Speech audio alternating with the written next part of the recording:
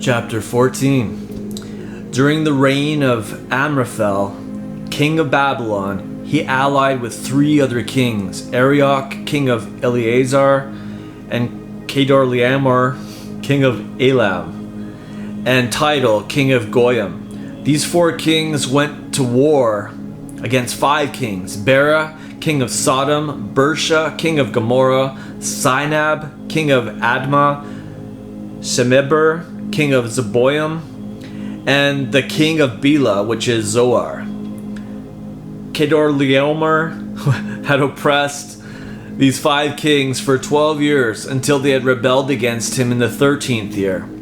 They all became regional allies in the valley of Siddim, which is now the Dead Sea.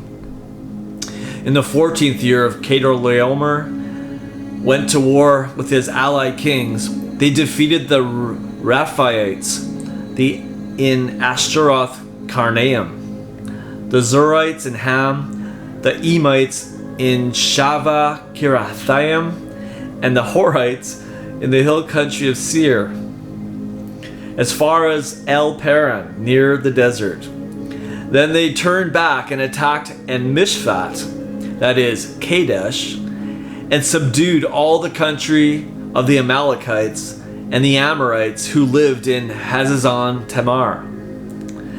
Then the king of Sodom, king of Gomorrah, the king of Admah, the king of Zeboim, and the king of Bela, that is Zoar, marched out in battle formation in the valley of Siddim.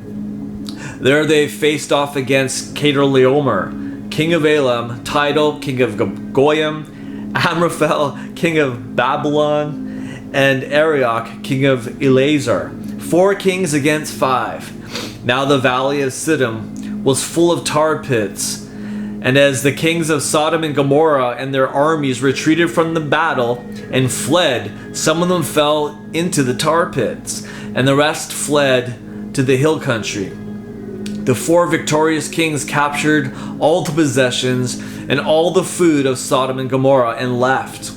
They captured Lot, Abram's nephew, who had been living in Sodom, and took him and all his possessions. One who escaped came to Abram the Hebrew and told him what had happened to Lot.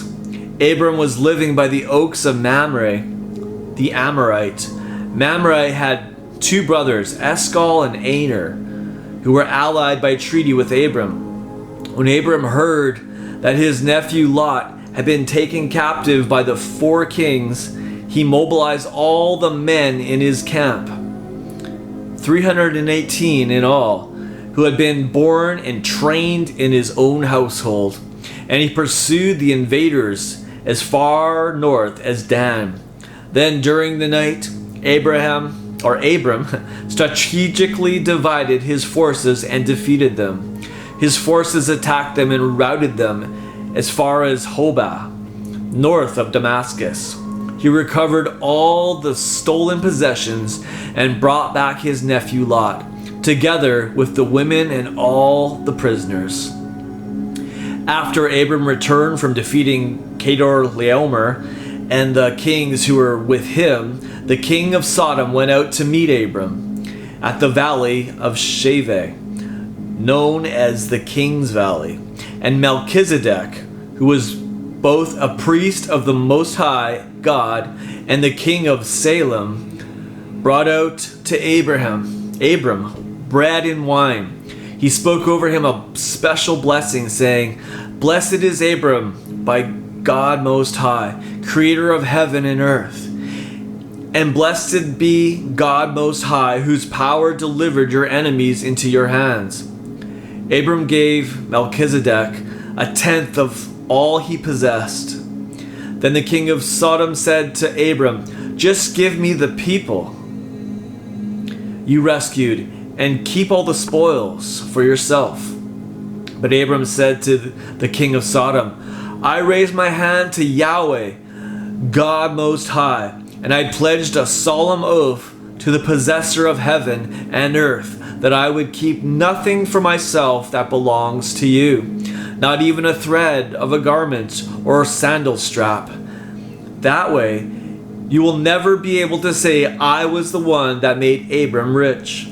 I will take nothing except what my young men have eaten, and the share of those who went with me. Aner, Eshcol, and Mamre, let them take their share.